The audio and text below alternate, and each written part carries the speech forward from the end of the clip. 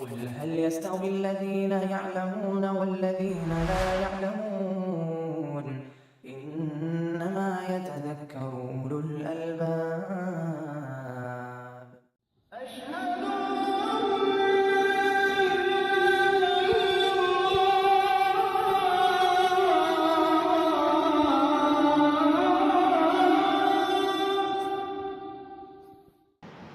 بسم اللہ والصلاة والسلام علی رسول اللہ وعلى آلہ واصحابہ ومن اہتدى بہداہ اما بعد فعن ابن عمر رضی اللہ عنہما ان النبی صلی اللہ علیہ وسلم كان يرفع يديه حذو منكبيه إذا افتتح الصلاة وإذا كبر للركوع وإذا رفع رأسه من الركوع متفق عليه. وفي حديث أبي حميد عند أبي داود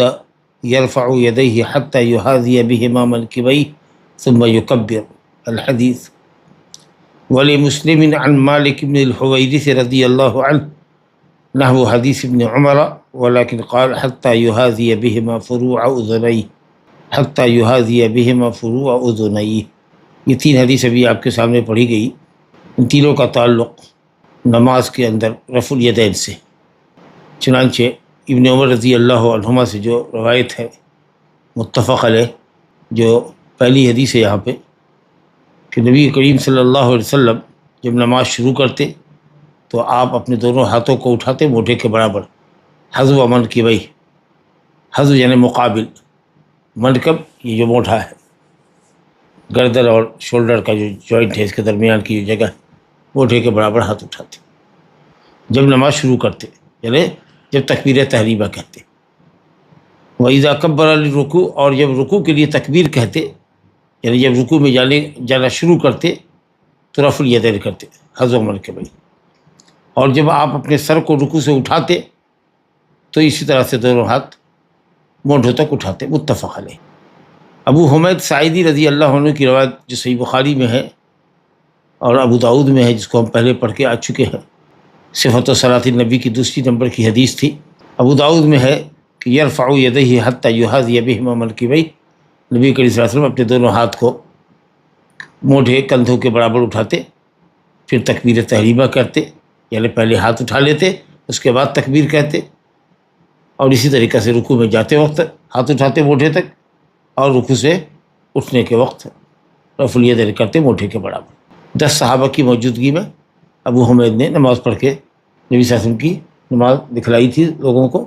جس کو ہم پڑھ کے آ چکے ہیں. اور امام مسلم نے مالک ابن الحویرث رضی اللہ عنہ سے ذکر کیا حدیث بالکل ہو بہو ابن عمر کی روایت کی طرح سے ہے کہ نبی صلی اللہ علیہ وسلم اپنے ہاتھوں کو اٹھاتے تھے تکبیر تحریمہ کے وقت، جب رکوع میں جاتے تب، اور جب رکوع سے سر اٹھاتے. لیکن یہاں مالک بن حویرث نے کہا ہے حتی یحاذی بہما فروع اذنیہ. فروع فرق کی جمع ہے، یہ اوپر کا جو حصہ ہے کان کا، یہ جو اوپر والا حصہ ہے اس کے سیدھ میں ہوتا ہاتھ، یہاں تک ہوتا ہے. گویا یہ جو کلائی ہے، یہاں جوڑ ہے، ہتھیلی اور رسٹ کا جو جوڑ ہے، اس کو کندھے کے برابر رکھیں گے تو انگلیاں کان کے سیدھ میں ہو جائے گی اس طرح سے. تو یہ حدیث مسلم کی ہے. اس میں رفع ید کا طریقہ دو معلوم ہوا، ابو حمید ساعدی اور ابن عمر رضی اللہ عنہ کی حدیث سے معلوم ہوا موٹے کے برابر، اور مالک بن حویرث کی روایت سے ثابت ہوا کہ فروع اذن ہے، کان کے اوپری حصے کو فروع کہتے ہیں، اس کے برابر. جب موٹے کو امام شافعی نے کہا کہ جب اس کو جو کلائی کا موڑ ہے اگر اس کو آپ کندھے کے برابر رکھیں گے تو انگلیوں کا، آپ کے دونوں ہاتھ کی انگلیوں کا جو اوپری سرا ہوگا وہ کندھے کے، یہ کان کے برابر میں ہو جائے گا. لیکن زیادہ تر روایتیں کندھے کے برابر کی ہیں. بہرحال یہ تینوں دلیلیں جو یہاں لائے ہیں، یہ تین مقامات پر رفع الیدین کی مشروعیت کی دلیل ہے: تکبیر احرام کے وقت، رکوع کے وقت، اور رکوع سے سر اٹھانے کے وقت. اور در حقیقت یہ رفع الیدین جو ہے نا، یہ ہاتھ اٹھانا اللہ تعالیٰ کی تعظیم کے لیے اور نماز کی زینت ہے. چنانچہ امام بخاری نے اپنی سند سے ایک جز لکھا ہے، امام بخاری نے ایک جز لکھا ہے. جز کہتے ہیں حدیث کے اس مجموعے کو جس میں ایک مسئلے کے تعلق سے جو حدیثیں ہیں محدث کے نزدیک ان کو وہ ذکر کر دیں. تو رفع الیدین کے تعلق سے جتنی روایت امام بخاری کے ساتھ کے پاس تھی، اس کو انہوں نے ایک جزء میں جمع کیا ہے، خاص ٹاپک پر جو حدیث کی کتابیں لکھی جاتی ہے اس کو جز کہتے ہیں۔ امام بخاری نے رفع الیدین پر بھی ایک جز لکھا ہے، اور اسی طریقے سے فاتحہ، سورہ فاتحہ کی قرأت نماز کے اندر ہے، قرأت الفاتحہ کے اوپر بھی جز قرأت الفاتحہ پر بھی ایک جز لکھا ہے۔ تو اس میں امام بخاری نے اپنی سند سے عبد الملک بن سلیمان سے روایت کی ہے۔ عبد الملک بن سلیمان کہتے ہیں کہ میں نے سعید ابن جبیر تابعی سے پوچھا کہ نماز میں رفع الیدین کیا ہے یا کیوں کیا جاتا ہے، تو انہوں نے کہا کہ هو شیء تزین به صلاتک، وہ ایک ایسی چیز ہے جس کے ذریعے تم اپنی نماز کو خوبصورت بناتے ہو، یہ نماز کا حسن ہے، اور اللہ کی تعظیم کے لیے یہ ہاتھ اٹھایا جاتا ہے۔ بہرحال 3 مقامات کا ذکر ہوا تکبیر تحریمہ کے وقت، اس پر تو سب کا اتفاق ہے، لیکن تکبیر رکوع کے وقت جاتے ہوئے، رکوع کی تکبیر کے وقت جب رکوع میں جا رہے ہو اور رکوع سے اٹھ رہے ہوں، اور اسی طریقے سے تحیات اول کے بعد، تشہد اول کے بعد جب اٹھتے ہیں تیسری رکعت کے لیے، تو اس وقت جو رفع الیدین ہے ان تینوں مقامات کے تعلق سے اختلاف ہے، اور وہ اختلاف صرف حنفیہ نے کیا ہے، ورنہ امت کے جمہور علماء،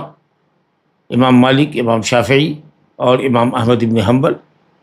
تقریباً جملہ محدثین، بلکہ یہ کہہ لیجیے کہ تمام صحابہ رفع الیدین کے قائل ہیں۔ امام بخاری رحمۃ اللہ علیہ نے لکھا ہے جز رفع الیدین میں کہ حسن بصری اور حمید بن ہلال، یہ 2 تابعی کہتے ہیں کہ کان اصحاب رسول اللہ صلی اللہ علیہ وسلم یرفعون ایدیہم فی الصلاۃ، نبی کریم صلی اللہ علیہ وسلم کے صحابہ کرام نماز کے اندر اپنے ہاتھوں کو اٹھایا کرتے تھے۔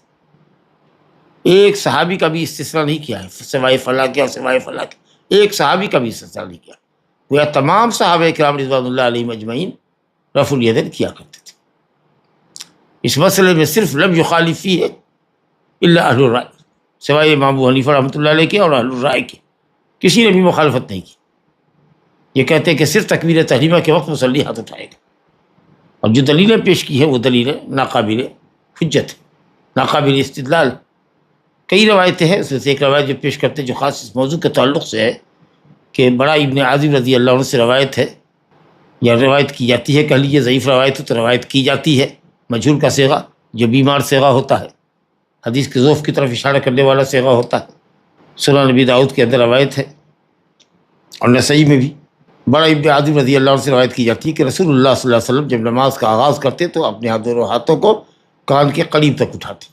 الا قریب من اذنہ، کان کے قریب تک اٹھائے، بلند کرتے دونوں ہاتھ کو کان کے قریب تک، ثم لا یعود، پھر دوبارہ آپ رفع الیدین کے لیے نہیں پلٹتے۔ یہ جو ثم لا یعود جو ہے نا،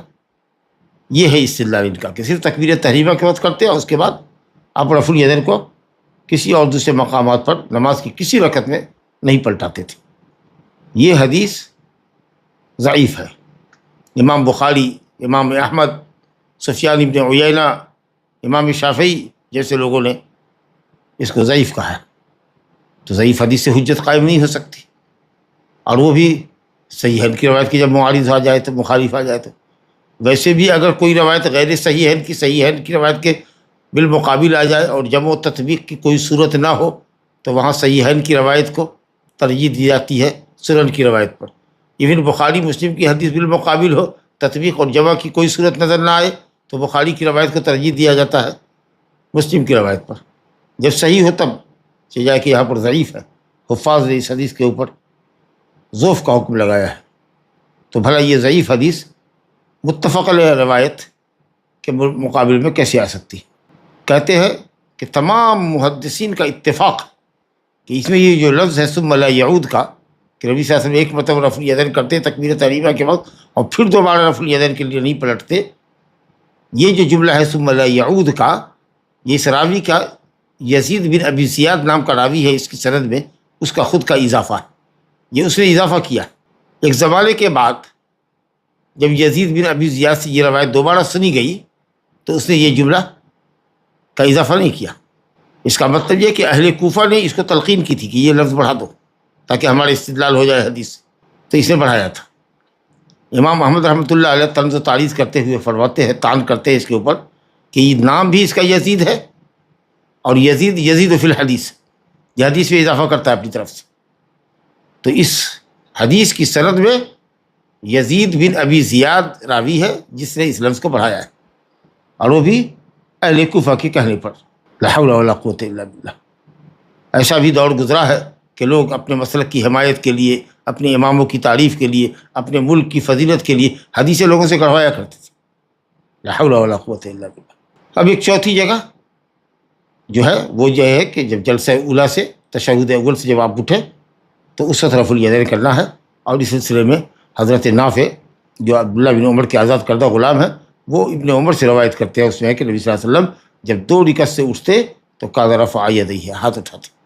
حضرت عبداللہ بن عمر 2 رکعت کے بعد جب اٹھتے، تحیات اول کے بعد جب تیسری رکعت کے لیے اٹھتے تو اپنے دونوں ہاتھوں کو موڈھے تک اٹھاتے، اور انہوں نے کہا کہ یہ حدیث مرفوع ہے۔ ابن عمر اس کو نبی صلی اللہ علیہ وسلم سے مرفوعاً بیان کیا کرتے تھے۔ روایت بخاری کی ہے اور نسائی کی ہے۔ اور اس سلسلے میں ابو ہریرہ رضی اللہ عنہ سے بھی روایت ہے کہ تشہد کے بعد اٹھتے تو ہاتھ اٹھاتے، حدیث آ رہی ہے۔ اور ابو حمید ساعدی کی روایت بھی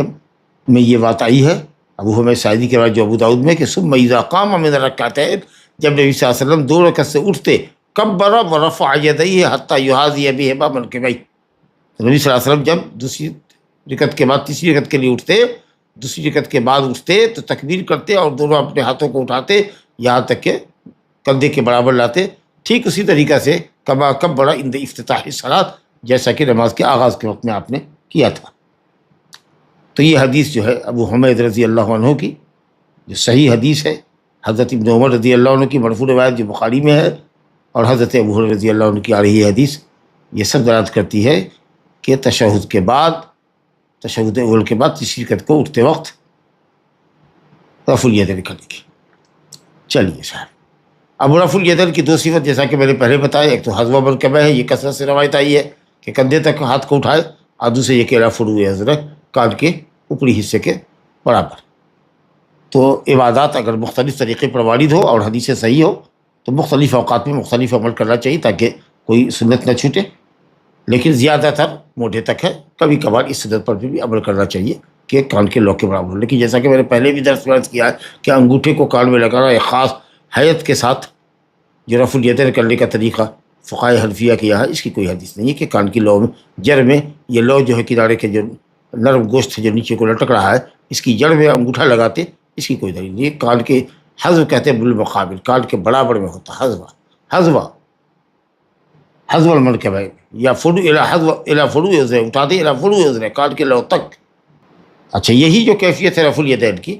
یہ مرد عورت دونوں کے لیے، نماز کی کیفیت میں کہیں کوئی اختلاف مرد و زن کے درمیان نہیں ہے، الا کہ صحیح حدیث سے استثناء ہو، اور وہ استثناء کہیں بھی نہیں ہے۔ تشہد میں بھی افتراش اور تورک ویسے ہی کرتی تھی ام درداء جیسے کہ مرد حضرات کرتے تھے، اور فقیہ تھی، امام بخاری نے لکھا ہے صحیح میں۔ تو کہیں بھی کوئی فرق نہیں ہے مرد عورت کی نماز میں، اور جو بھی فرق کی دلیل دے رہا ہے وہ جھوٹا پاجی ہے، ایک دم ضعیف روایت ہے جس باب میں قابل حجت نہیں۔ مرد عورت سب کے لیے ایک ہی طریقہ ہے نماز کا، صلوا کما رأیتمونی اصلی، کوئی دلیل نہیں ہے استثناء کی کہ عورت کسی خاص حیت کے اندر الگ ہے کہ صاحب وہ سینے ہی تک ہاتھ اٹھاوے، اوپر تک نہ اٹھائے تاکہ بے ستری رہے۔ لا حول ولا قوت الا باللہ۔ چادر ڈھکے ہوئی ہے، کپڑا ہے ساتر، چادر پوری ڈھکی ہوئی ہے، جسم اس کا پورا ڈھکا ہوا ہے سوائے چہرے کی، اور وہ بھی اجنبی ہو تو چہرہ بھی ڈھانپنا ہے، جی عبایا پہنے ہوئی ہے، گھر کے اندر نماز پڑھ رہی ہے، وہ خواہ بخواہ کے لیے سجدہ کرے تو پیٹ کو ران پہ رکھ دے، ران کو ران میں سٹا دے، سرین کو زمین سے قریب کر کے رکھے، اور ایک دم سے لگے کہ صاحب زمین پر سو گئی ہے سجدے کے اندر۔ یہ سب ان فقیہوں کا خود ساختہ دین ہے، خود ساختہ مسلک ہے، حدیث میں اس طرح کے فرق کی کوئی دلیل نہیں ہے۔ لہٰذا خواتین بھی اپنی نمازوں کو سنت کے مطابق کریں، ورنہ ان کی نماز باطل اور ضائع ہو جائے گی۔ ابن عمر رضی اللہ عنہ کی روایت میں، جو روایت ابھی ہم نے پڑھی ہے اس کو یہاں پر انہوں نے مختصر کیا ہے، جو صحیح ہے ان کی روایت ہے ابن عمر کی کہ 3 مواقع پر نبی صلی اللہ علیہ وسلم نے رفع الیدین کیا۔ اس کے اندر یہ بات بھی ہے کہ انہوں نے کہا کہ وَكَانَ لَا يَرْفَعُ يَدَيْهِ فِي السُّجُودِ وَكَانَ لَا يَفْعَلُ ذَلِكَ فِي السُّجُودِ، نبی صلی اللہ علیہ وسلم رفع الیدین سجدے میں جاتے وقت یا سجدے سے اٹھتے وقت نہیں کیا کرتے تھے۔ لہذا جمہور اہل علم کے نزدیک جب آپ سجدے کو بھی جھک رہے ہوں تو رفع الیدین کرنا، یا جب سجدے سے اٹھے تو رفع الیدین کیا، دوبارہ سجدے میں گئے تو رفع الیدین کیا، سجدے سے اٹھے تو رفع الیدین کیا، یہ جو کیفیت ہے یہ جمہور اہل علم کہتے ہیں کہ یہ صحیح نہیں ہے، یہ صحیح نہیں ہے۔ حضرت عبداللہ بن عمر نے اس کی نفی کی ہے کہ نبی صلی اللہ علیہ وسلم ایسا نہیں کیا کرتے تھے۔ اب کچھ ایک روایت آئی ہے اس کے سلسلے میں، اس پہ کلام ہے، ایک فریق اہل علم کا گیا ہے اس بات کی طرف کہ سجدے میں جاتے وقت بھی اور سجدے سے اٹھتے وقت بھی رفع الیدین کرنا چاہیے. اور یہ کہ مالک بن حویرث کہتے کہ انہوں نے نبی صلی اللہ علیہ وسلم کو دیکھا کہ صاحب آپ جب رکوع میں جاتے تو رفع الیدین کرتے، جب رکوع سے سر اٹھاتے تو رفع الیدین کرتے، جب سجدہ میں جاتے تو رفع الیدین کرتے، جب سجدہ سے اٹھاتے سر کو اٹھاتے تو کان کی لو تک رفع الیدین کیا کرتے. اس حدیث کو امام البانی رحمۃ اللہ علیہ نے مسلم کی شرط پر صحیح کہا ہے کہ سند صحیح ہے مسلم کی شرط پر، لیکن اس کی سند میں قتادہ ہے، اس کی سند میں قتادہ ہے اور انہوں نے ان کے ذریعے روایت کی ہے قتادہ، اور قتادہ مدلس ہے. اگر تائید بھی کسی اور روایت سے ہو جائے تو جمہور نے کہا کہ یہ لفظ شاذ، یہ لفظ شاذ، کیونکہ مالک بن حویرث کی روایت کو نقل کرنے والوں نے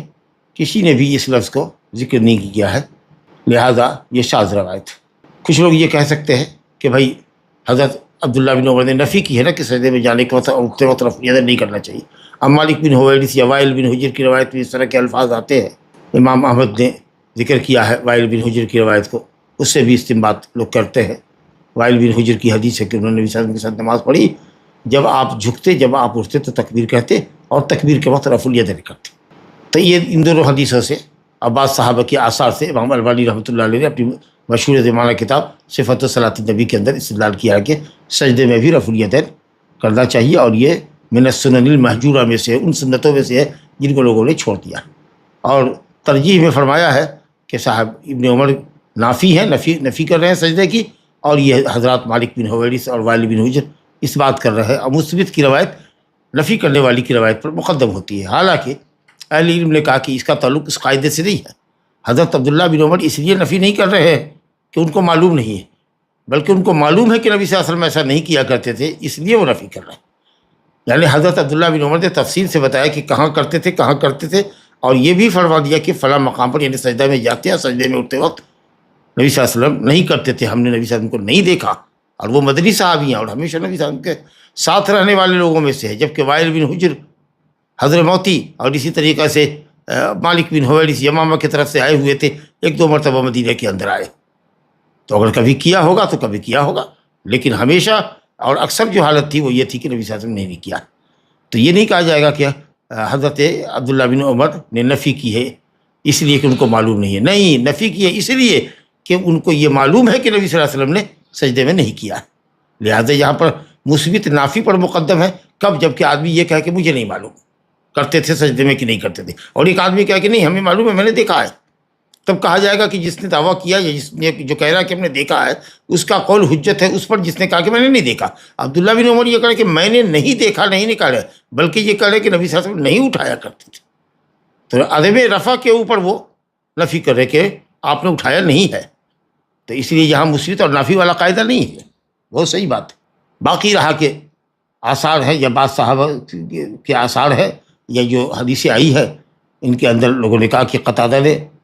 ان کے ذریعے روایت کی ہے، اور دوسرے یہ کہ وائل بن حجر کی روایت کے اندر یرفع یدیہ جو ہے نا وہ اصل میں یکبر ہے، کہ قال یکبر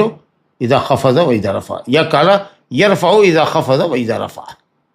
جب آپ جھکتے جب آپ اٹھتے تو رفع الیدین کرتے، مراد ہے رکوع میں جھکنا تو رکوع میں اٹھنا. ہر تکبیر کے ساتھ رفع الیدین کرتے یہ لفظ نہیں ہے. لا الہ الا اللہ. بہرحال وہم ہوا ہے یا خطا ہوئی ہے اس روایت کے اندر،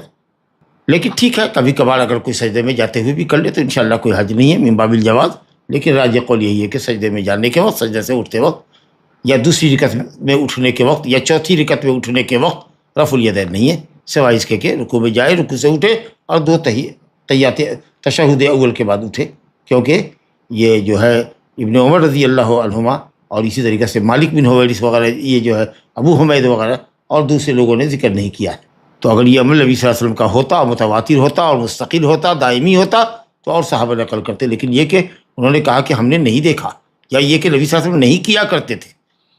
انہوں نے یعنی پوری وثوق کے ساتھ یہ کہا، جیسے اس بات کو پورے وثوق کے ساتھ کیا کہ نبی صلی اللہ علیہ وسلم رکوع میں جاتے وقت رفع الیدین کرتے تھے، رکوع سے اٹھتے وقت رفع الیدین کرتے تھے، دو رکعت کے بعد جب اٹھتے تو کرتے تھے. اسی طریقے سے اسی یقین کے ساتھ انہوں نے کہا کہ سجدے میں جاتے ہوئے سجدے سے اٹھتے وقت نبی صلی اللہ علیہ وسلم نہیں کرتے تھے. لہٰذا بالکل واضح ہے، والعلم عند اللہ تعالیٰ. لا الہ الا اللہ. رفع الیدین کا ذکر ہو گیا. چلیے اب ضمن جب تکبیر تحریمہ کے وقت رفع الیدین کا ذکر آیا تو اور مواضع کا بھی رکوع میں جاتے وقت رکوع سے اٹھتے وقت کا بھی آپ کے سامنے ذکر آیا. اب رفع الیدین کرنے کے بعد تکبیر تحریمہ کے وقت اب بہت اچھی ترتیب ہے ماشاء اللہ صفت صلاۃ النبی میں، یا پورے کتاب الصلاۃ کے اندر ہی امام بخاری نے بھی غضب کی ترتیب قائم کی ہے صحیح بخاری میں کتاب الصلاۃ کے اندر ابواب کی. اور چونکہ عظیم شارح ہے یہ صحیح بخاری کے، تو ان کے یہاں بھی یہ بلوغ المرام میں ترتیب ہے حدیثوں کی یا ابواب کی، وہ بہت اچھی ہے. تو اب جب رفع الیدین آپ نے کر لیا تو ہاتھ باندھنا ہے، داہنے ہاتھ کو بائیں ہاتھ پہ چڑھانا ہے. تو کہاں رکھنا ہے؟ سینے پہ رکھنا ہے یا سینے کے نیچے پیٹ پہ رکھنا ہے، ناف کے اوپر یا ناف کے نیچے رکھنا ہے، یا کبھی ناف کے نیچے کبھی ناف کے اوپر کبھی ناف کے اور اوپر پیٹ پر اور کبھی سینے پر. جی کئی اقوال ہے، لیکن جو صحیح ترین قول ہے وہ انشاءاللہ سینے کے اوپر ہے کہ داہنا ہاتھ بائیں ہاتھ کے اوپر نبی صلی اللہ علیہ وسلم رکھتے تھے. ید کو، ید جب بولے مطلق تو یہ حصہ ہوتا ہے ید کا جس میں انگلیاں لگی ہوئی ہیں، ہتھیلی، اور یہ جو موڑ ہے کلائی جس کو کہتے ہیں، رسٹ واچ جس کو کہتے ہیں، اس کو کہتے ہیں سعید. اور اس جوڑ کو کہتے ہیں، یہ جوڑ جو ہے ہاتھ کا جوڑ جو لگتا ہے یہ جوڑ اس کو کہتے ہیں رسغ. اور جہاں گھڑی پہنتے ہیں اس کو کہتے ہیں سعید. اور یہ جو موٹا حصہ ہے ہاتھ کا، یہ جو حصہ ہے یہ والا حصہ اس کو کہتے ہیں زرہ. تو کیفیت ہے کہ نبی صلی اللہ علیہ وسلم کو ہم نے دیکھا کہ صاحب ہاتھ کو ہاتھ پر رکھتے، یہ کیفیت ہاتھ کو ہاتھ پہ رکھا، یا ہاتھ کو اس پہ رکھتے تھے، یہ جو فولڈ ہے ہاتھ کا اور انگلیوں کا، انگلیوں والا جو حصہ ہے کف ہتھیلی والا جو حصہ ہے اس کا جو فولڈ ہے اس کے اوپر رکھتے، کبھی وہ علی الصاعد ہاتھ پہ رکھتے. اور سہل بن سعد نے کہا کہ کان الناس یؤمرون، صحابہ کرام کو حکم دیا جاتا تھا کہ وہ اپنے داہنے ہاتھ کو بائیں ہاتھ کے زرہ پر رکھے. زرہ یہ اس حصے کو کہتے ہیں، موٹا والا جو حصہ ہے کہ ہونی سے پہلے اس حصے پر رکھتے. الحمدللہ. تو یہ شکل ہے، رکھنے کی بھی ہے، آواز روایتیں پکڑنے کی بھی ہے. تو یا تو صرف رکھ دے لیکن رکھے بھی اور پکڑے بھی، ایسا نہیں، یا تو رکھے یا پھر پکڑے. وائل بن حجر رضی اللہ عنہ کی حدیث ہے، کہتے ہیں کہ میں نے نبی کریم صلی اللہ علیہ وسلم کے ساتھ نماز پڑھی، آپ نے دائیں ہاتھ کو اپنے بائیں ہاتھ پر رکھا، علی صدرہ، اپنے سینے پر. بالکل واضح روایت ہے. اخرجہ ابن خزیمہ، ابن خزیمہ نے، امام ابن خزیمہ امام الائمہ ابن خزیمہ نے اس کو اپنی صحیح ابن خزیمہ میں نقل کیا ہے. وائل بن حجر ماشاء اللہ حضرمی تھے، یمن کے تھے. ان کے والد حضرموت کے بادشاہوں میں سے بادشاہ گزرے. خود یہ وائل اپنی قوم کے سردار میں سے تھے، شرفا میں سے تھے. نبی کریم صلی اللہ علیہ وسلم کے ساتھ وفد کی شکل میں آئے، مسلمان ہوئے اور آپ سے روایتیں بھی بیان کی. ان کے بیٹے علقمہ نے، عبد الجبار نے ان سے روایت کیا، لیکن عبد الجبار کا سماع صحیح ہے کہ اپنے والد سے نہیں ہے. علقمہ کا سماع تو ہے، عبد الجبار کا نہیں. پھر یہ علقمہ کے بیٹے جو وائل ہیں ان کا سماع ہے، جی پوتے کا سماع ہے. اس کا مطلب یہ کہ علقمہ اور عبد الجبار میں ان کا بڑا تفاوت تھا. تو علقمہ کے بیٹے نے سنا ہے حضرت وائل سے، لیکن ان کے خود کے بیٹے عبد الجبار نے نہیں سنا. وہ چھوٹے تھے تو ان کا انتقال ہوا تھا حضرت معاویہ کی خلافت کی ابتدا میں، 41 میں. چلیے صاحب، تو یہ حدیث اس کے اندر تھوڑا کلام ہے. ایک صحابی ہے، ایک راوی ہے اس کے اندر، معمل بن اسماعیل، اس کے اندر کلام ہے، لیکن سند چونکہ کئی ایک آئی ہے تو اس کی وجہ سے اہل علم نے اور وقت کے دو بڑے امام اور محدث ابن باز رحمۃ اللہ علیہ اور البانی رحمۃ اللہ علیہ نے کی سند کو جید کہا ہے. اور اسی طریقے سے دائیں ہاتھ کو بائیں ہاتھ پر رکھنے کے سلسلے میں مسند احمد میں روایت ہے غلب الطائی کی، اس میں بھی تھوڑا کلام ہے، لیکن وہاں بھی یہ کہ نبی کریم صلی اللہ علیہ وسلم کو میں نے دیکھا کہ آپ نے دائیں ہاتھ کو بائیں ہاتھ کے اوپر رکھا اور سینے کے اوپر باندھا. میں نے رسول اللہ کو دیکھا کہ آپ دائیں سے پلٹتے تھے اور کبھی بائیں سے پلٹتے تھے، سلام پھیرنے کے بعد دائیں بائیں کے بعد کبھی دائیں طرف سے قوم کی طرف مڑتے، کبھی بائیں جانب سے مڑتے. ورأیتہ یضع یدہ علی صدرہ، اور میں نے دیکھا کہ آپ اپنا ہاتھ اپنے سینے پر رکھتے تھے نماز میں. تو یہ حدیث ہے. اور اسی طریقے سے ابو داؤد نے نقل کیا ہے مراسیل میں طاؤس بن کیسان سے، صحیح مرسل ہے کہ رسول اللہ صلی اللہ علیہ وسلم اپنا دائیں ہاتھ بائیں ہاتھ پر رکھتے تھے اور پھر دونوں کو باندھ لیتے تھے سینے کے اوپر، وہ فی صلاۃ درا حالے کہ وہ نماز میں ہوتے. تو یہ تمام جو روایتیں ہیں، دو مرفوع روایتیں اور مرسل روایتیں، اگرچہ اہل علم کا ابن کلام ہے، لیکن کل ملا کر کی روایت امام البانی کے نزدیک درجہ صحت کو اور دوسرے علماء کے نزدیک درجہ حسن کو پہنچتی ہے. اس سے تمام اقوال میں جو صحیح ترین قول ہے وہ یہی ہے کہ دائیں ہاتھ بائیں ہاتھ پر ہو اور سینے پر ہو. اور ہاتھ کو ہاتھ پر رکھنے کی کیفیت کلائی پر ہو، یا داہنا ہاتھ اس جوڑ پر ہو، جوائنٹ پر ہو، یا پھر رسٹ واچ کی جگہ رسٹ پر سائد پر ہو جہاں گھڑی باندھتے ہیں، یا پھر جیسا کہ امام بخاری نے معلق روایت سند حذف کر کے ذکر کیا کہ ابو حازم نے کہا کہ سہل بن سعد کہتے ہیں کہ کان الناس یؤمرون، لوگوں کو حکم دیا جاتا تھا کہ نماز میں جب وہ ہوں تو اپنے ہاتھ کو، داہنے ہاتھ کو علی ذراعہ الیسریٰ، اپنے ذرا پر رکھے، یہ ذرا جو موٹا والا حصہ ہے اس کے اوپر رکھے۔ اور ظاہر ہے کہ جب یہ کیفیت ہوگی، داہنا ہاتھ یہ ہاتھ کی کلائی جب یہ بائیں ہاتھ کے ذرا کے اوپر ہوگی، اور کمر پیٹھ بھی سیدھی ہونی چاہیے، جھکا ہوا نہیں ہونی، کمر جھکی نہیں ہونی چاہیے، کیونکہ جو ہمارا اسپائنل ہے وہ بالکل کھڑا ہونا چاہیے، بٹے بڑھایا، تو یہ سیدھی ہو، سیدھے کالا یستوی قائماً، استوا قائماً یعنی بالکل سیدھے ہوا کرتے تھے۔ تو اس طریقے سے سیدھا جب ہو، اور دائیں ہاتھ جب بائیں ہاتھ کے اس ذرا کے اوپر ہوگا، کوہنی سے پہلے کا جو موٹا والا حصہ ہے، تو سیدھے آٹومیٹکلی یہ ہاتھ سیدھے پر ہی آئے گا۔ باقی رہا کہ اور کچھ روایتیں ہیں جو مطلق آئی ہے کہ نبی صلی اللہ علیہ وسلم کو دیکھا کہ آپ صلی اللہ علیہ وسلم، وائل بن حجر کی بھی ایک روایت ہے کہ نبی صلی اللہ علیہ وسلم کو میں نے دیکھا جب آپ نماز میں کھڑے ہوتے تھے تو دائیں ہاتھ سے بائیں ہاتھ کو پکڑے ہوتے تھے، یہ پکڑے ہوتے تھے۔ آباد روایت میں کہ کان یضع یدہ الیمنی علی ظہر کفہ الیسریٰ، وائل بن حجر کی یہ بھی روایت ہے، سب ابو داؤد ہی کے اندر ہے، یہ بھی روایت ابو داؤد ہی کے اندر ہے، قبض والی وضع والی، رکھے ہوتے یا پکڑے ہوتے، دونوں طرح کی روایت ہے۔ تو داہنا ہاتھ بائیں ہاتھ کے ذرا کے اوپر ہوتا، سہل بن سعد کی روایت، قبض بیمینہ علی شمالہ، داہنے ہاتھ سے بائیں ہاتھ کو پکڑتے، دایاں ہاتھ بائیں ہاتھ کے اوپر ہونا چاہیے، الٹا نہیں ہونا چاہیے۔ بہرحال اب یہ ہاتھ کہاں ہونا چاہیے، جیسا کہ آپ نے سنا تو راجح قول یہ ہے کہ سینے پر ہونا چاہیے، اور امام شوکانی رحمۃ اللہ علیہ نے کہا کہ اس باب میں یعنی ہاتھ داہنا ہاتھ بائیں ہاتھ پر ہو، کہاں ہو، کس جگہ پہ ہو، جسم کے کس حصے پر ہو، تو اس سلسلے میں سب سے صحیح قول جو ہے یا صحیح ترین جو روایت آئی ہے اصح، یعنی صحیح حدیث ہو، کوئی بھی ایک روایت اپنے آپ میں بالکل صحیح نہیں ہے، صحیح کے معیار پر نہیں ہے، لیکن سب ملا کر کے حدیث درجہ حسن کو یا سند جید ہو جاتی ہے، استدلال کے لائق ہو جاتی ہے، تو جو سینے والی حدیث ہے وہ اس باب میں سب سے صحیح ہے، اصح ہے، یعنی دوسری روایتوں کے مقابلے میں اصح ہے۔ دوسرا قول یہ ہے کہ سرہ کے اوپر، ناف کے اوپر، اور یہی جمہور کا قول ہے، جی مالکیہ کا، شافعیہ کا، امام محمد کا، اور اس سلسلے میں دلیل انہوں نے استدلال کیا ہے، روایت ہے بیہقی میں روایت ہے کہ حضرت علی رضی اللہ عنہ ناف کے اوپر ہاتھ باندھا کرتے تھے، حالانکہ سند کے اندر شجاع بن الولید ہے، اس میں کلام ہے، اور خود حضرت علی رضی اللہ عنہ کا ایک قول یہ ہے یا ان کے تعلق سے منقول ہے کہ سینے پر ہاتھ باندھتے تھے، اور کبھی یہاں یہ قول یہ ہے کہ صاحب سے ناف کے اوپر باندھتے تھے، اور ایک روایت جو ضعیف لے کر آئے ہیں، جو حنفیہ کی دلیل ہے، لے کر آئے نہیں ہے، حنفیہ کی دلیل ہے کہ من السنہ فی الصلاۃ، نماز میں سنت یہ ہے کہ آدمی اپنے دائیں ہاتھ کو بائیں ہاتھ کے اوپر رکھے، تحت السرہ، ناف کے نیچے۔ تو کئی اقوال ہیں، تو بہرحال جو سب سے سپر قول ہے وہ یہ ہے کہ سینے پر ہاتھ ہو، دوسرا قول یہ ہے کہ سینے کے نیچے اور ناف کے اوپر ہو، اور تیسرا قول یہ ہے کہ ناف کے نیچے ہو، یہ حنفیہ کا مذہب ہے، اور حنابلہ کا بھی جو مذہب کا جو قول ہے جس کے اوپر اکثر حنابلہ ہے وہ ناف کے نیچے ہی ہے، امام محمد رحمۃ اللہ علیہ کے یہاں بھی ناف کے نیچے ہی ہے، اور شوافی کے نزدیک ناف کے اوپر ہے، اور مالکیہ کے نزدیک جو قول مشہور ہے ارسال کا کہ دونوں ہاتھ لٹکا ہوا ہو، لیکن مالکیہ کے محققین علماء نے کہا کہ مطلق امام مالک نے ارسال کا فتویٰ نہیں دیا ہے، بعض موقعوں پر آپ نے ارسال کیا ہے، اور وہ اس لیے تاکہ ناواقف لوگ جن کے پاس علم نہ ہے وہ یہ نہ سمجھیں کہ نیت باندھنا یعنی داہنے ہاتھ کو بائیں ہاتھ پر رکھنا یہ واجبات صلاۃ میں سے یا ارکان صلاۃ میں سے کہ اگر کوئی نہ باندھے تو اس کی نماز نہیں ہوگی، تو یہ گویا کہ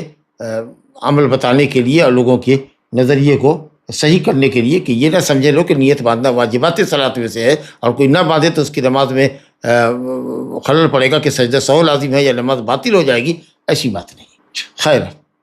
جو حنفیہ حضرات ہیں جو ناف کے نیچے کے قائل ہیں، ان کی دلیل جیسا کہ میں نے آپ سے عرض کیا کہ ترمذی میں ہے کہ من السنہ، علی رضی اللہ عنہ سے روایت ہے، ابو داؤد میں اور ترمذی میں بھی ہے،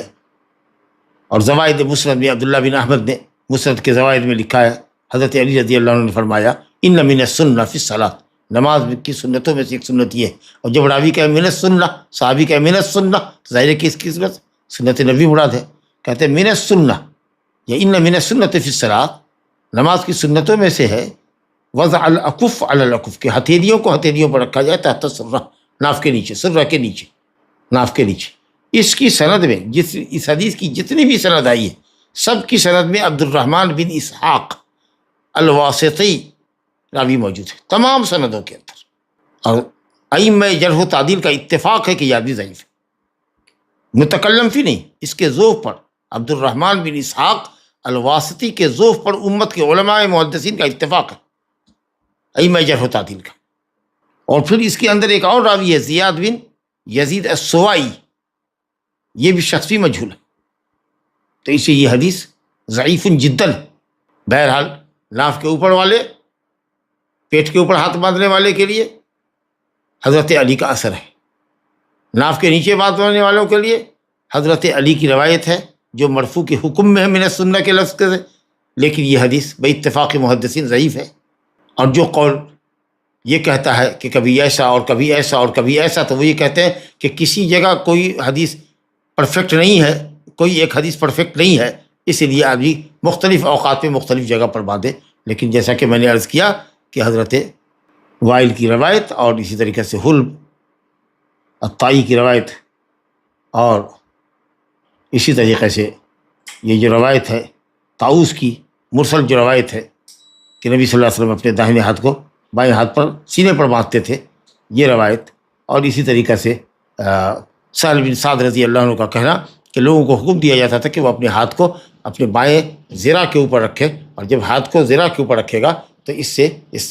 امام بخاری نے جو ذکر کیا ہے این یضع المصلی، مصلی اپنا ہاتھ کہاں رکھے، اور یہاں یہ اثر لے کر کے آئے ہیں یہ بتانے کے لیے امام بخاری شاید واللہ عالم کہ اگر آدمی داہنے ہاتھ کو بائیں ہاتھ کے زرہ کے اوپر رکھے گا، دلا حال کہ اس کی پیٹھ سیدھی ہوگی اور سیدھا کھڑا ہوگا، وہ سجدے گاہ کو دیکھ رہا ہوگا، تو انشاءاللہ تعالیٰ ہاتھ آٹومیٹکلی سینے پر ہی آئے گا، کیونکہ پیٹ پر جہاں باندھے گا اس کی کمر گردن جھک جائے گی۔ چلیے صاحب، تو انشاءاللہ تعالیٰ راجح قول آپ نے سمجھ لیا۔ اب یہ جو ہے سہل بن سعد نے کہا کہ کان الناس یؤمرون، صحابہ کرام کو، لوگوں کو حکم دیا جاتا تھا، لوگوں سے بڑا صحابہ کرام، اور ان کو کون حکم دیتے تھے؟ صحابی کہہ رہے ہیں کہ لوگوں کو حکم دیا جاتا، مراد ان کے ساتھ صحابہ کو، اور حکم دینے والے کون تھے؟ نبی صلی اللہ علیہ وسلم، کہ آدمی داہنے ہاتھ کو اپنے بائیں ہاتھ زرہ پر رکھے، یہ زرہ نماز کے اندر، فی الصلاۃ، نماز کے اندر۔ اب نماز سے مراد کیا حالت ہے؟ قیام کی حالت ہے، کیونکہ رکوع میں ہم سب جانتے ہیں کہ ہاتھ کہاں ہوتا ہے؟ گھٹنے پر ہوتا ہے، سجدے میں کہاں ہوتا ہے؟ زمین پر ہوتا ہے، اور تحیات میں زانو پر ہوتا ہے۔ تو نماز سے مراد قیام کی حالت، اور یہ لفظ قیام یا صلاۃ کا جو لفظ ہے جس سے مراد قیام ہے، یہ لفظ قبل رکوع کے قیام کو بھی شامل ہے، بعد رکوع کے بھی قیام کو شامل ہے، الا یہ کہ سنت سے دلیل واضح ہو جائے کہ نہیں، نبی صلی اللہ علیہ وسلم رکوع سے پہلے تو ہاتھ باندھتے تھے لیکن رکوع کے بعد ہاتھ چھوڑ دیتے تھے۔ جب تک یہ ارسال کی روایت، رکوع کے بعد ہاتھ چھوڑنے کی کوئی روایت نہیں آ جاتی صراحت کے ساتھ، اس وقت تک یہ لفظ فی الصلاۃ یا فی القیام کا عموم قبل رکوع اور بعد رکوع دونوں کو شامل ہے۔ اور علامہ ابن حجر عسقلانی نے کہا کہ یہ جو ہاتھ پر باندھتے ہیں یہ اصل میں اقرب الی الخشوع، اور دوسرے یہ کہ آدمی اپنی قیمتی چیز کو پکڑ کے رکھتا ہے، تو محل نیت کہاں ہے؟ دل محل نیت ہے، آدمی اپنے سینے کو پکڑے ہوا ہے، یہ حفاظت کر رہا ہے اپنی نیت کی۔ یہ علمی لطیفہ سمجھ لیجیے اس کو، یا یہ ہے کہ صاحب یہ جو ہاتھ چھوڑنے کے مقابلے میں جو ہاتھ باندھنا ہے، یہ کیفیت یہ ہوتی ہے آدمی کو عبث کرنے سے روکتی ہے کہ ہاتھ یہاں وہاں لے جائے، کیونکہ ہاتھ تو گھٹنے پر ہوتا ہے، کہیں زمین پہ ہوتا ہے، کہیں زانو پہ ہوتا ہے، تو ہر جگہ تو ہاتھ کا پلیس متعین ہے، صرف ایک یہی کیفیت ہوتی ہے رکوع کے بعد والی جس میں ہاتھ لٹکا ہوا ہوتا ہے، تو ہاتھ ادھر ادھر نہ جائے، اس کے لیے بہتر یہ کہ ہاتھ کو باندھ دیا جائے تاکہ آدمی عبث کے عمل سے بچے، اور یہ کہ اس کا اٹینشن نماز کی طرف ہو۔ تو جب تک رکوع کے سے پہلے اور رکوع کے بعد میں فرق کی دلیل نہ ہو، اس وقت تک عموم پر عمل کرنا انشاءاللہ بہتر ہوگا، اور یہ کہ رکوع کے بعد بھی اگر ہاتھ باندھا جائے تو یہ افضل ہے۔ اگر اس عموم سے کسی کا دل مطمئن ہوتا تو ٹھیک ہے باندھے، ورنہ نماز میں ہاتھ باندھنا مستحبات صلاۃ، سنن صلاۃ میں سے ہے۔ اگر کوئی نہیں باندھتا ہے، ایون رکوع سے پہلے بھی نہیں باندھتا ہے، تو ترک سنت تو ہوگا لیکن نماز انشاءاللہ اس کی ہو جائے گی۔ چاہے جائے کہ بعد رکوع جس کے لیے کوئی صراحت سے حدیث نہیں آئی ہے، تو صرف عموم سے دلیل پکڑا جا رہا ہے کہ پھر صلاۃ کا عموم قبل رکوع اور بعد رکوع دونوں کے قیام کو شامل ہے۔ جب تک کہ آپ بعد رکوع ارسال کی کوئی دلیل نہیں پیش کر دیتے تو بعد رکوع کا بھی جو قیام ہے وہ بھی قیام ہی ہے، اگرچہ فقہا اس کو قومہ کہتے ہیں کہ قیام یسیر ہے، لیکن حقیقت یہ ہے کہ قام و قیامًا طویلاً ہے۔ مسلم کی روایت میں ہے کہ نبی صلی اللہ علیہ وسلم جب رکوع کے بعد اٹھتے تو اتنا لمبا کرتے کہ قیام طویل کرتے۔ صحابہ میں سے بعض کو گمان ہوتا کہ آپ رکوع بھول گئے، تو یہ کہہ کر کے اس کو قوما کر دینا، اور رکوع سے پہلے کہ طویل قیام کو قیام کہہ دینا، اور اس کو قوما کر کے فرق ظاہر کرنا کہ وہ قیام ہے اور یہ قوما ہے، اور نبی صلی اللہ علیہ وسلم قیام میں ہاتھ باندھتے تھے، یہ خود فریبی ہے۔ دونوں ہی قیام ہے،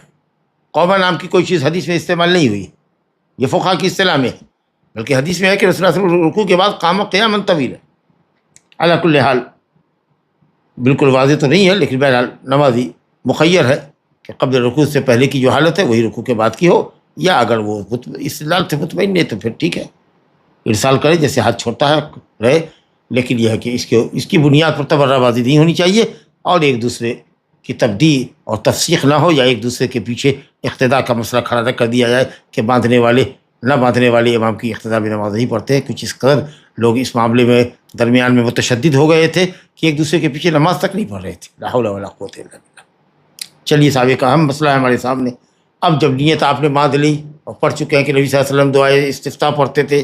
تعوذ کی روایت بھی آپ پڑھ چکے ہیں، بسم اللہ کی روایت بھی آنے والی ہے، تو اب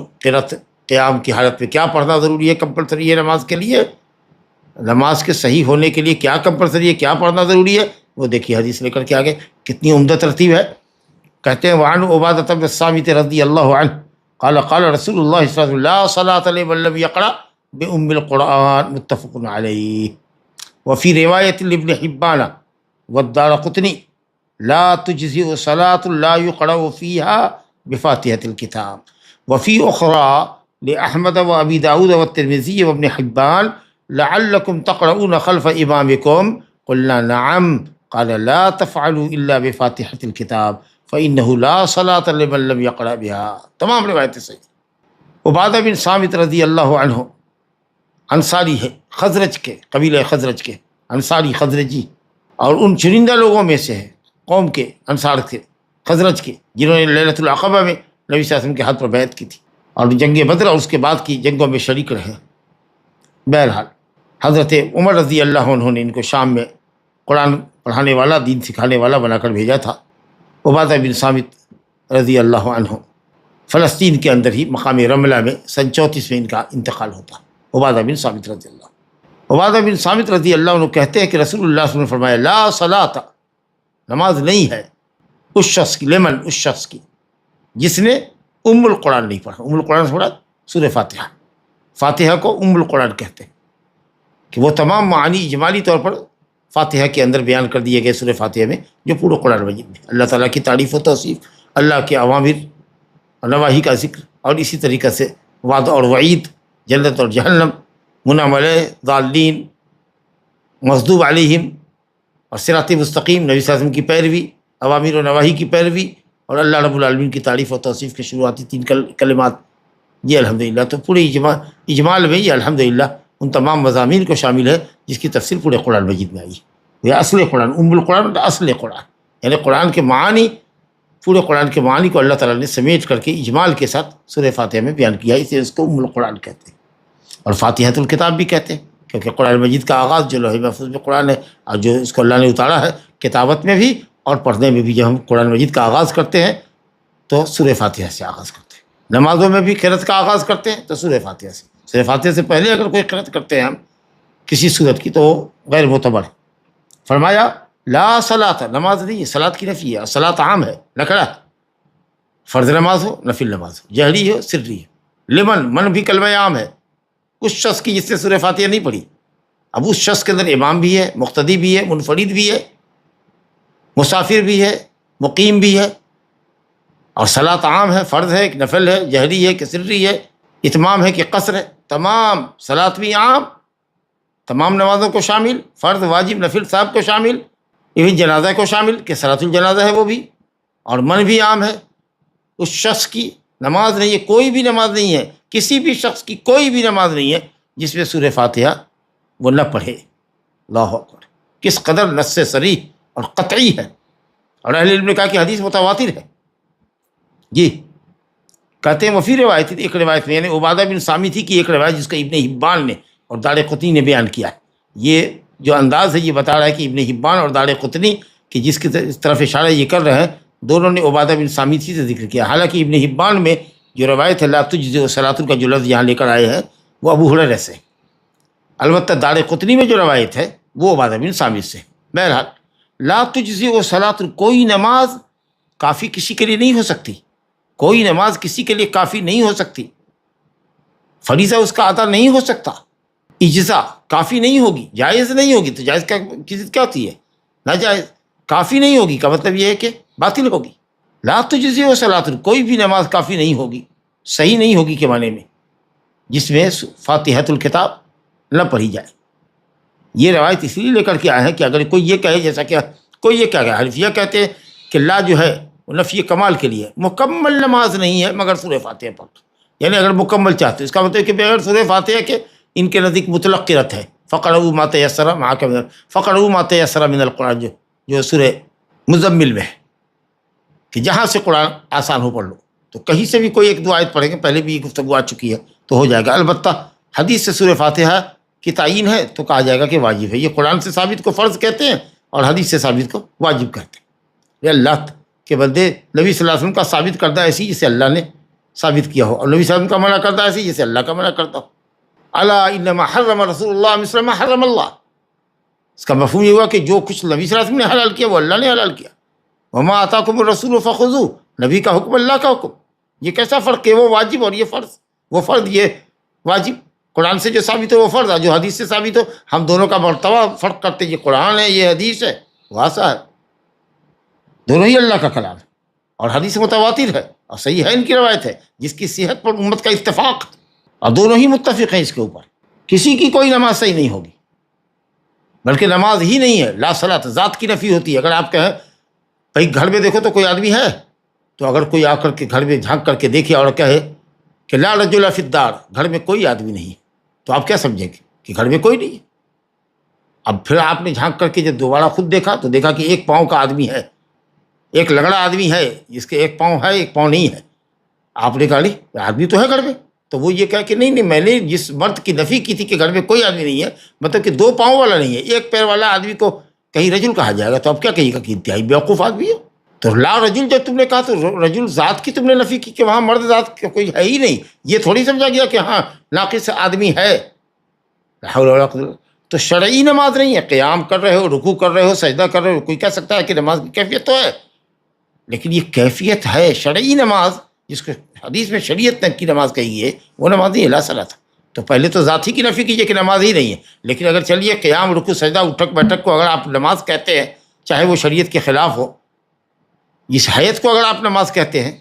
تو پھر آپ سے یہ کہیں گے کہ اگر ذات کی نفی نہ ہو تو ذات سے قریب تر جو چیز ہوتی ہے جس کی نفی کی جائے وہ کیا ہوتی ہے؟ صحت کی نفی ہوتی ہے کسی بھی عمل کے اندر، کہ یہ عمل تو پایا گیا لیکن یہ عمل صحیح نہیں ہوا. جیسے مسیح صلاۃ، نماز تو پڑھ رہے تھے، قیام رکوع سجدہ تو تھا وہاں پر، لیکن صرف اطمینان نہ ہونے کے وجہ سے کیا فرمایا؟ صلی فإنک لم تصلی، ارجع فصلی، پلٹاؤ نماز. یہ تو نہیں کہا کہ تمہاری نماز ناقص ہو، کوئی ہو تو گئی لیکن نقص ہے، کہا نماز ہی نہیں ہوئی. جی تو اگر ذات کی نفی نہ ہو تو ذات سے قریب تر چیز جو ہوتی ہے وہ صحت ہوتی ہے. نماز صحیح نہیں ہوئی، اور صحیح کی ضد کیا ہوتی ہے؟ باطل. اور تیسرے نمبر پر آتا ہے جب کوئی عمل صحیح ہو جائے اور اس میں تھوڑا نقص ہو تو کہا جاتا ہے کہ نماز بھی ہوئی پائی گئی، صحیح بھی ہوئی لیکن ناقص ہوئی. تو یہ نقص اور کمال یا کمال کی ضد جو نقص ہے یہ تیسرے نمبر پر آتا ہے. تو یہاں پہلے تو کہا گیا لا صلاۃ، صلاۃ شرعیہ ہے ہی نہیں. اگر تم کہتے ہو کہ قیام رکوع سجدہ ہے، شرعی نماز نہیں ہے، لغوی نماز ہے یا نماز کی بظاہر شکل ہے، تو ہم کہیں گے کہ صحیح نماز نہیں. جیسے اسی معنی کو ثابت کرنے کے لیے حافظ ابن حجر ابن حبان اور دارقطنی کے حوالے سے لے کے آئے لا تجزی، اجزا نہیں ہے، ولیس بعد الاجزاء الا البطلان، اور جو چیز اجزا نہیں ہوتی ہے وہ باطل ہوتی ہے، کیونکہ اجزا کے بعد کا جو درجہ ہے وہ بطلان کا درجہ ہے. اسی کو ثابت کرنے کے لیے یا حنفیہ کی اس تعویل کو رد کرنے کے لیے کہ اگر یہ کہتے ہیں کہ لا نفی کمال کے لیے کہ نماز ہو جائے گی سورہ فاتحہ کے بغیر لیکن کامل نہیں ہوگی، اس کو رد کرنے کے لیے کہ لا تجزی، جائز ہی نہیں ہے، باطل ہے نماز. اور ایک دوسری روایت میں عبادہ بن صامت ہی سے جو مسند احمد میں ہے، ابو داؤد میں ہے، ترمذی میں ہے، ابن حبان میں ہے کہ نبی کریم صلی اللہ علیہ وسلم نے ایک دفعہ فجر کی نماز پڑھی اور لوگوں نے بلند آواز سے آپ کے پیچھے تلاوت کی، تو ظاہر ہے کہ کھنچاتا نہیں رہی نبی صلی اللہ علیہ وسلم کو نماز کے اندر. آپ آیت کو پکڑتے تھے اور لوگوں کے شور کی وجہ سے آیت دماغ سے نکل جاتی تھی. یہی منازعات تھی کہ لوگوں مالی انازع القرآن، میں کھینچتا ہوں یاد کو اپنی طرف لاتا ہوں اور لوگوں کے شور کی وجہ سے آیت دماغ میں آتی نہیں ہے، زبان پہ آتی نہیں ہے. تو یہ کیا بات ہے؟ لعلکم تقرؤون خلف امامکم، تو لوگ لعل یہاں پر حل کے معنی میں ہے، استفہام کے معنی میں. اتقرؤون، کیا تم پڑھتے ہو اپنے امام کے پیچھے؟ کہاں یا رسول اللہ؟ اب ظاہر ہے کہ پڑھتے تھے تو جہری قرأت کرتے تھے، اسی نا ٹکراؤ آواز کی ہوتا تھا تو اس میں اختلاف ہو جاتا تھا آپ کو کہ کہاں کیا پڑھنا ہے اور کیا پڑھنے کا اندیشہ ہو جاتا تھا. کھینچا تانی جو ہوتی تھی قرأت میں وہ بلند آواز سے صحابہ کے پڑھنے کی وجہ سے. کہاں یا رسول اللہ ہم لوگ پڑھتے ہیں؟ کہا لا تفعلوا الا بفاتحہ، مت کرو ایسا سوائے فاتحہ کے. اس کا کیا مطلب ہے کہ سورہ فاتحہ پڑھو، جہری نماز کے اندر بھی سورہ فاتحہ پڑھو، لیکن جہر سے نہ پڑھو، کیونکہ جہر سے پڑھنے سے تمہارے منازعات ہوتی ہے، ہماری تلاوت گڑبڑ ہونے کا اندیشہ ہوتا ہے اور مجھے پڑھنے میں دشواری ہوتی ہے. گویا کہ سری پڑھو گے، اگر جی میں پڑھو گے جہری قرأت کرنے والے امام کے پیچھے تو امام کو کوئی دشواری نہیں ہوگی، کوئی مشقت نہیں ہوگی. آگے آپ نے فرمایا فَإِنَّهُ لَا صَلَاةَ لِمَن لَّمْ يَقْرَأْ بِهَا، کیونکہ کسی کی کوئی نماز نہیں ہوتی جو سورہ فاتحہ نہیں پڑھتا. یہاں بھی آپ نے یہی فرمایا. سنن کی جو روایت ہے، مسند احمد سمیت جو سنن کی روایت ہے، اس میں یہ کہ شاید کیا تم لوگ امام کے پیچھے پڑھتے ہو یعنی جہری قرأت کرتے ہو؟ کہاں یا رسول اللہ؟ کہا مت کرو، یعنی جہری قرأت مت کرو تاکہ منازعات پیدا نہ ہو، ٹکراؤ پیدا نہ ہو تمہاری قرأت اور ہماری قرأت میں، مگر سورہ فاتحہ پڑھو یعنی فی نفسکم. جیسا کہ ابو ہریرہ رضی اللہ عنہ سے پوچھا کسی نے، تو فارسی نسل تھا وہ، کہا اقرأ بہا فی نفسک یا فارسی. ابو داؤد جو روایت ہے، اپنے جی میں پڑھو سورہ فاتحہ جہری نماز کے اندر. یہ تمام حدیث ہے جس سے آپ نے سمجھا کہ سورہ فاتحہ واجب ہے نماز کے اندر. پھر واجب کریں گے تو حنفیہ اپنا واجب سمجھ لیں گے کہ ہماری نماز تو ہو جائے گی لیکن ناقص ہوگی. ارے واجب بمانا فرض کے، رکن صلاۃ کے، جس کے بغیر نماز نہیں ہوگی، جس کے بغیر نماز نہیں ہوگی، وہ حدیث ہے. یا اور یہ عبادہ بن ثابت کی روایت کو امام بخاری نے جزء القراء خلف الامام کے اندر، جزء القراء یعنی قراءۃ الفاتحہ خلف الامام میں ایک جز لکھا ہے، تو اس کے اندر انہوں نے ذکر کیا ہے. احمد بن ابو داؤد، ترمذی، ابن خزیمہ، ابن حبان، سب جگہ روایت موجود ہے. محمد بن اسحاق ہے جس نے مکحول سے روایت کیا، اس نے محمود بن ربیع سے روایت کیا ہے. لیکن الحمدللہ ثم الحمدللہ مکحول سے روایت کرنے والے محمد بن اسحاق مدلس نے اگر عن کے ذریعے روایت کیا ہے تو اس حدیث کو مکحول سے روایت کرنے والے زید بن واقد قرشی بھی ہیں، جیسا کہ ابو داؤد میں ہے، دارقطنی میں ہے، بیہقی میں ہے، اور جزء قراءۃ الفاتحہ خلف الامام میں ہے، ایک دم کریکٹ. اور زید بن واقد ثقہ ہے. تو الحمدللہ اگر محمد بن اسحاق مدلس نے عن کے ذریعے، عن مکحول کے ذریعے روایت کیا ہے تو مکحول سے روایت کرنے والے محمد بن اسحاق ہی نہیں ہے، ان کی مطابقت کی ہے کس نے؟ زید بن واقد قرشی نے، اور یہ آدمی ثقہ ہے. تو ماشاء اللہ یہ حدیث بھی ہماری بالکل کریکٹ ہے. تو لا ذات کی نفی کرتا ہے، نہیں تو صحت کی نفی کرتا ہے، یعنی نماز صحیح نہیں ہے. ورنہ حقیقت تو یہ کہ ذاتی کی نفی کر دیے، شرعی نماز نہیں. بہرحال ائمہ کرام تینوں امام مالک، شافعی، احمد، جملہ محدثین اسی طرف گئے کہ بغیر سورہ فاتحہ کی نماز نہیں ہوتی، سوائے ابو حنیفہ کے جو کہتے ہیں کہ سورہ فاتحہ لازم نہیں ہے، قرآن مجید میں سے کہیں سے بھی اگر کچھ پڑھ لے ایک دو آیت تو نماز ہو جائے گی. البتہ سورہ فاتحہ پڑھنا واجب ہے، قرآن سے ثابت اور حدیث سے ثابت میں فرق کرتے ہیں. فقرؤوا ما تیسر من القرآن، یا مسیح صلاۃ کی حدیث میں پڑھا تھا نا ہم لوگوں نے خلاد بن رافع میں کہ ثم اقرأ ما تیسر معک من القرآن، اور وہیں کہا تھا کہ ابو داؤد میں حدیث ہے یہ ثم اقرأ بفاتحۃ الکتاب بأم الکتاب وما تیسر. کہا تھا کہ حدیث میں بعض طرق میں اس مسیح صلاۃ کی حدیث کے بعض طرق میں ابو داؤد کے اندر موجود ہے کہ آپ نے کہا سورہ فاتحہ پڑھو اور اس کے آگے جو کچھ آسان ہو. اور یہ بھی کہا تھا کہ جو چیز قرآن مجید میں آسان ہے کسی کے لیے بھی پڑھنا، وہ سورہ فاتحہ سے کے مقابلے میں کوئی اور چیز نہیں ہو سکتی، وہ سورہ فاتحہ ہے. ورنہ پھر یہ محمول کیجئے کہ سورہ فاتحہ پڑھو اور سورہ فاتحہ کے آگے جو آسان ہو اس کو پڑھو. تو الحمدللہ خلاصہ یہ ہوا کہ مقتدیوں پر نماز میں قرأت فاتحہ امام اور منفرد میں تو کوئی بحث نہیں ہے ائمہ ثلاثہ کے نزدیک، لیکن صرف مقتدیوں کے یہاں مالکیہ کے نزدیک اور حنابلہ کے نزدیک یہ کہ جہری میں نہیں پڑھیں گے، سری میں پڑھیں گے. حنفیہ کے نزدیک جہری سری کہیں میں بھی نہیں پڑھیں گے. حنفیہ کے نزدیک مقتدی جہری سری کہیں نہیں کوئی قرأت کرے گا، چپ چاپ رہے گا، تکبیر تحریمہ کر کے سلام پڑھ کر کے چپ چاپ رہے گا. ہاں رکوع کی تسبیح پڑھ سکتا ہے، سمیع اللہ لمن حمدہ کا جواب ربنا لک الحمد دے گا، سجدے میں کرے گا، وہاں امام کی رکوع اور سجدے کی تسبیحات، تحیات، درود اور دعائیں امام کی مقتدی کے لیے نہیں ہے، لیکن ہاں صرف قرأت جو ہے امام کی وہ مقتدیوں کی طرف سے بھی کفایت کر جائے گی، وہ امامت اپنی طرف بھی کر رہا ہے اور قوم کی بھی نیابت کر رہا ہے، گویا کہ اس کی قرأت سب کی قرأت ہے، سمجھا؟ یہ حنفیہ حضرات کی تھیوری ہے۔ اور جو لوگ مالکیہ ہے اور حنابلہ کی ہے جو مفتابق قول ہے کہ جہری میں نہ پڑھو، سری میں پڑھو، یہ کہتے ہیں کہ ہم حدیث میں اور آیت کریمہ میں تطبیق دیتے ہیں، یہ حدیث میں، کیونکہ ایک طرف تو ہے کہ سورہ فاتحہ کے بغیر نماز نہیں، اور ایک طرف قرآن کہتا ہے وَإِذَا قُرِئَ الْقُرْآنُ فَاسْتَمِعُوا لَهُ وَأَنصِتُوا لَعَلَّكُمْ تُرْحَمُونَ، جب قرآن پڑھا جائے فَانصِتُوا، چپ رہو، چپ رہو کا مطلب شور غل نہ کرو، استمعوا، سنو غور سے، اگر جی میں پڑھا جائے اور کان سے سنا جائے تو سننے میں اور آہستہ جی میں پڑھنے میں، جس میں صرف وہ ٹھٹا ہو، زبان ہل رہی ہو، کوئی معارضہ نہیں، کیونکہ خاموش بھی پڑھنا ہی ہوتا ہے، جیسا کہ ہم نے کل بتایا تھا۔ یا پھر یہ کیوں نہیں کہہ دیتے کہ یہ جو حدیث لا صلاۃ لمن لم یقرأ بفاتحۃ الکتاب، یہ جو حدیث متواتر ہے عبادہ بن صامت کی، اور اس کی تائید بھی ہے اس موضوع پر جو دوسری تمام روایت ہے کہ امام بخاری نے باقاعدہ ایک جز ہی لکھا ہے اس کے اوپر، تو یہ جو متواتر روایت ہے یہ کیوں نہیں کہہ سکتے کہ اذا قرئ القرآن فاستمعوا له وانصتوا، کہ عموم کو سورہ فاتحہ کی حدیث جو نماز میں کمپلسری ہونے کی دلیل ہے اس سے خاص کر لیں گے کہ بھائی جب قرآن کہیں پڑھا جائے تو سنو، بھائی چپ رہو، شور ہنگامہ نہ کرو، سنو، کچھ بولو مت،